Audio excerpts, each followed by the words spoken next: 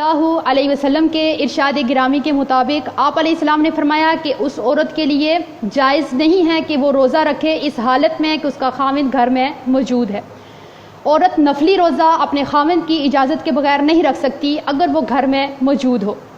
نبی علیہ السلام نے ارشاد فرمایا کہ جس عورت کی اس حالت میں فوتگی ہو جاتی ہے کہ اس کا خاوند اس سے راضی ہے تو وہ عورت جنتی عورت ہے۔ نبی علیہ السلام کے پاس ایک صحابیہ آتی ہیں، آپ علیہ السلام ان سے پوچھتے ہیں کہ کیا تو شوہر والی ہے؟ اگر تو شوہر والی ہے تو اس کی خدمت اور اس کے ساتھ جو تیرا رویہ ہے اس کے اوپر غور کرتی رہنا کہ تیرا خاوند تیرے لیے باعث جنت بھی ہے اور باعث جہنم بھی ہے۔ آپ علیہ السلام کے ارشاد کے مطابق پروردگار عالم اس عورت کی طرف نگاہ اٹھا کر کے بھی نہیں دیکھیں گے جو اپنے خاوند کی ناشکری کرتی ہیں، حالانکہ یہ عورتیں اپنے خاوند سے بے نیاز بھی تو رہ نہیں سکتی ہیں۔ نبی علیہ السلام نے فرمایا کہ میں نے جب جنت اور جہنم کو دیکھا تو جہنم میں سب سے زیادہ عورتوں کی کثرت کو پایا۔ آپ علیہ السلام نے فرمایا کہ جو عورت پابندی وقت کے ساتھ نماز ادا کرتی ہے، رمضان المبارک کے روزے رکھتی ہے، اپنی عزت کی حفاظت کرتی ہے اور اپنے خاوند کی اطاعت کرتی ہے، یہ 4 کام کرتی ہے، پھر وہ جنت کے جس دروازے سے چاہے وہ داخل ہو سکتی ہے۔ مطلب کہ اس کے ساتھ اپنے خاوند کی اطاعت لازمی ہے۔ اب یہ وہ تعلیمات ہیں جو رسول اللہ صلی اللہ علیہ وسلم نے امت محمدیہ کی ان بیٹیوں کی تربیت اور تعلیم کرتے ہوئے ارشاد فرمائی ہیں۔ آج میری بہنیں اور دوستیں ان تعلیمات کو سیکھنا تو بڑے دور کی بات ہے، ان کو سننا بھی گوارا نہیں کرتی، اس وجہ سے کہ کیا صرف اور صرف خاوند کے حق ہیں، ہمارا کوئی حق نہیں ہے، صرف خاوند کی ہی اطاعت کرنی ہے، ہمارے اوپر کوئی کسی قسم کا حق نہیں ہے، ہم لوگوں کو بھی حق دیا جائے۔ اگر ایک بات کو دیکھا جائے تو میری نظر سے آج تک جتنے بھی اشتہار گزرے ہیں اور جتنی بھی اس طرح کے تویز، چلے، دھاگے، پیر صاحب، ان کا صرف ایک ہی ہوتا ہے کہ اپنے خاوند کو مٹھی میں کرنے کا تویز، اپنے خاوند کو اپنا غلام بنانے کے لیے تویز، دھاگا، چلا اور دم اور یہ سب کچھ، اور یہ عورتیں اپنے خاوند کو مٹھی میں کرنے کے لیے، اس کو غلام بنانے کے لیے چلے کریں گی، دھاگے اٹھائیں گی، تویز اٹھائیں گی، سارا جتنی بھی خاوند کی جمع پونجی ہے جا کے پیروں فقیروں کو دے کر کے آ جائیں گی، کیونکہ ان کا مائنڈ بن چکا ہے کہ ہم نے اپنے خاوند کو غلام بنا کے رکھنا ہے، ہم نے اس کی اطاعت نہیں کرنی، اس کو اپنے سر کا تاج بنا کے نہیں رکھنا۔ آج تک اگر شکایتیں ملی ہیں تو کس کی؟ کہ ہم لوگوں کو خاوند کو فرمانبردار بنانے کے لیے ہمیں تعویذ چاہیے، کوئی وظیفہ چاہیے، حالانکہ نبی علیہ السلام نے فرمایا کہ سب سے زیادہ حق تو خاوند کا ہے اور سب سے زیادہ نافرمانی تو عورت کرتی ہے۔ آج تک کسی خاوند نے یہ نہیں کہا کہ مجھے تعویذ چاہیے کہ میری بیوی نافرمان ہے، میری بیوی زبان دراز ہے، میری بیوی ناشکری ہے، مجھے تعویذ چاہیے۔ اب یہ وہ تعلیمات ہیں کہ ہم لوگ اپنا مائنڈ سیٹ کریں، سوچ مثبت رکھیں، کیا کہ ہم نے اپنے خاوندوں کی اطاعت کرنی ہے، ان کی فرمانبرداری کرنی ہے، ان کو سر کا تاج بنانا ہے، ہم نے نہ کہ ان کو غلام بنانا ہے اور ان سے غلامی کروانی ہے۔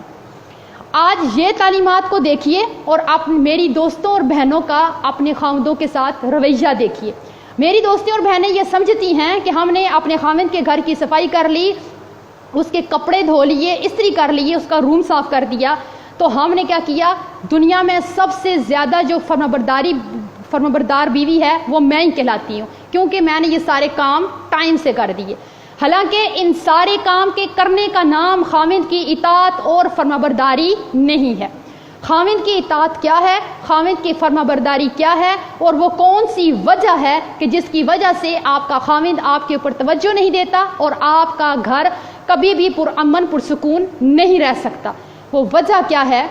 دیکھتے ہیں حضرت ام سلیم رضی اللہ تعالی عنہا کا ایک حدیث۔ ان کا بیٹا بیمار ہے، بیمار بیٹا چھوڑ کر کے خاوند سفر پہ چلا جاتا ہے۔ جب خاوند سفر پہ جاتا ہے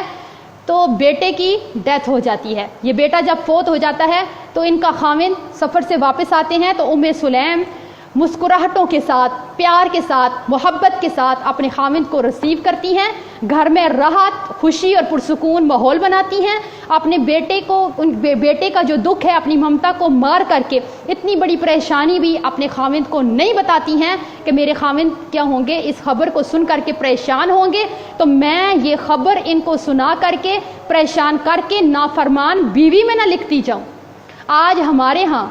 اب آپ سوچئے کہ آپ اپنے خامند کو یہ سکون،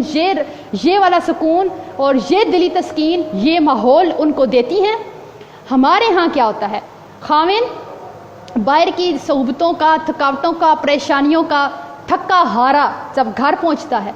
گھر پہنچتے ہی ہونا یہ چاہیے کہ اس کو مسکراہٹوں کے ساتھ ریسیو کیا جائے، اس کے لیے پرامن پرسکون ماحول بنایا جائے۔ یہ جو باہر سے تھکاوٹ لے کر آیا ہے ایسا ماحول بنائیں کہ اس کو وہ بھی بھول جائیں۔ لیکن ہوتا کیا ہے، جیسے ہی خامند انٹر ہوا تو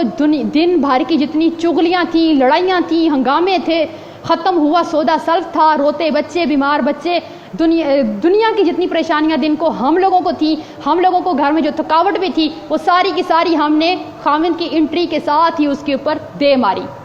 اب کیا ہوگا، جو بندہ پہلے ہی گھبرا کے تنگ آ کے اس ماحول سے گھر میں آرام اور سکون کے لیے آیا ہے، آپ آگے سے اس کو اس طرح سے پیش آئیں گی تو وہ آپ کو پھولوں کے ہار نہیں پہنائے گا، وہ مسکراہٹیں نہیں بکھیرے گا، اس کے منہ سے پھول موتی نہیں جھڑیں گے، پھر وہ بھی غصہ کرے گا، تنگ آ کر کے غصہ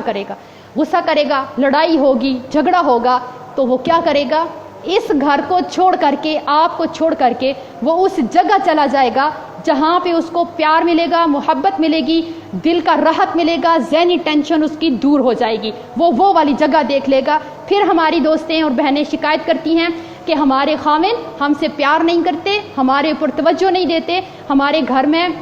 ان کا دل نہیں لگتا۔ اب دیکھتے ہیں کہ آپ نے ام سلیم جیسا گھر میں ماحول بنایا کہ آپ کا خامند گھر میں اس سکون میں آ کر کے رہے کہ وہ کسی کی طرف ایک نگاہ اٹھا کر کے نہ دیکھے، اس کا گھر کے بغیر کسی جگہ دل ہی نہ لگے۔ آج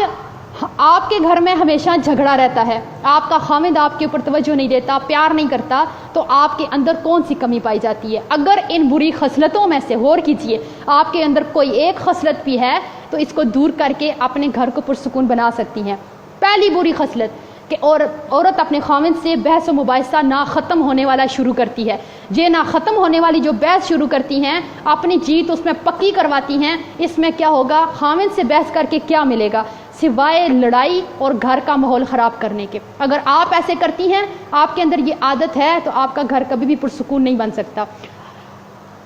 اگر آپ کے گھر میں آپ کے خامند کے ساتھ نہیں بنتی ہے تو آپ سوچئے کہ آپ نے خامند کے ساتھ مناظرہ تو نہیں کرتی ہیں۔ خامند نے ایک بات کر ہی دی ہے، اس نے بول ہی دی ہے، تو پھر اپنی جیت پکی کروانے والا مناظرہ دن ہا دن جو ہے وہ جاری رہتا ہے، وہ ختم ہی نہیں ہوتا۔ خامند کو بولنے کا، اپنی صفائی میں بولنے کا بھی موقع نہیں دیا جاتا کہ تم نے یہ بات کی تو کی کیوں ہے۔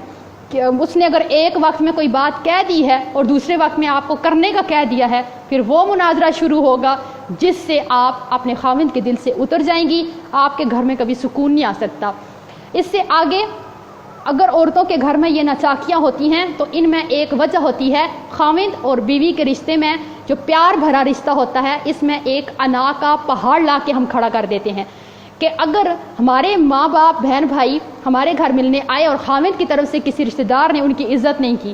ہم نے اس کو یہ فیصلہ سنا دینا ہے کہ تیرے رشتہ داروں نے میرے رشتہ داروں کی عزت نہیں کی، اور آج کے بعد میں تیری 7 نسلوں کی عزت کرنے والی نہیں ہوں۔ جب یہ انا کا پہاڑ ہم اپنے رشتے میں کھڑا کریں گے تو یہاں پہ پیار محبت نہیں ہوگا، یہاں پہ لڑائیاں جھگڑے اور ناچاکیاں ہوں گی جو کبھی ختم نہیں ہوں گی۔ اپنے خامند کے اوپر غصہ نہ کریں۔ اگر آپ اپنے خامند کے اوپر غصہ کرتی ہیں، چیختی ہیں، چلاتی ہیں، تو آپ سوچ بھی کیسے سکتی ہیں کہ آپ اپنے خامند کے دل پہ راج کریں گی اور آپ کے گھر میں کبھی لڑائی نہیں ہوگی، ناچاکی نہیں ہوگی۔ اپنے خامند کو ہر وقت طنز نہ کریں، تان و تشنی نہ کریں اس کے اوپر، اپنے خامند کے ساتھ زبان درازی نہ کریں۔ یہی وجوہات ہیں۔ اب عورتیں جو ہیں، ہم عورتیں اپنی زبان درازی میں ویسے بھی بڑی مشہور ہیں۔ اپنی زبان جو ہے ہم اگر کنٹرول میں رکھ لیں اس وقت جب کہ خامند کو غصہ آیا ہے یا اس وقت جب کہ آپ کو غصہ آیا ہے، تو بڑے بڑے فیصلے ہونے سے ہم بچ سکتے ہیں، بڑے بڑے ہنگاموں سے بچ سکتے ہیں۔ عورت جب اپنے خامند کی عزت نہیں کرتی تو خامند کو اس میں کوئی دلچسپی نہیں رہتی۔ کون سی عزت؟ وہ والی عزت نہیں جو آپ اپنے خامند کے منہ پہ اس کی چاپلوسی کرتی ہیں،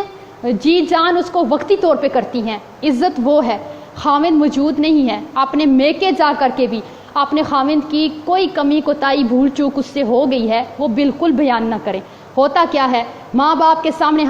آپ لوگ جو ہے اپنے خامند کی